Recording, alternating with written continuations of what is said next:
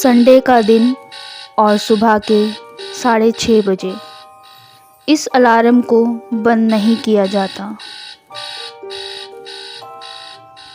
आइए आपको लेके चलते हैं आज से ठीक 40 साल पहले। एक ऐसा समय जिस समय में एक बुज़ुर्ग महिला के साथ एक अनहोनी घटी थी। इस भागदौड़ भरी दुनिया में एक बेटा जो अपने सपनों को सच करने के लिए अपनी बूढ़ी माँ को छोड़कर शहर चला जाता है और फिर कई सालों तक वापस नहीं लौटता। उसकी बूढ़ी माँ बेटे के इंतज़ार में धीरे धीरे बीमार होती जाती है और एक दिन ऐसा आता है कि उस बूढ़ी महिला के बेटे को वापस अपनी माँ के पास लौटना ही पड़ता है।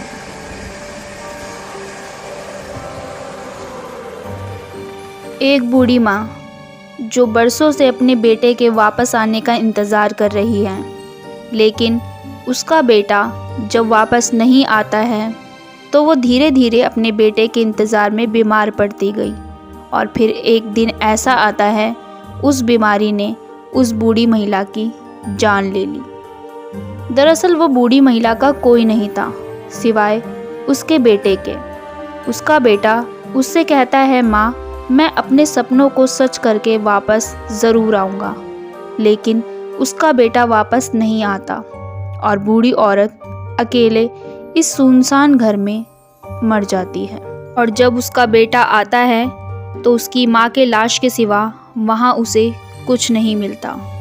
अंतिम संस्कार करने के बाद वो वापस शहर चला जाता है, लेकिन उसे नहीं पता था जिस माँ का वो अंतिम संस्कार करके वापस गया है उसकी माँ की आत्मा अभी भी उसी घर में भटक रही है और उसके बेटे को वापस अपने पास बुला रही है। लेकिन बेटा फिर एक बार अपनी माँ को छोड़कर वापस चला जाता है।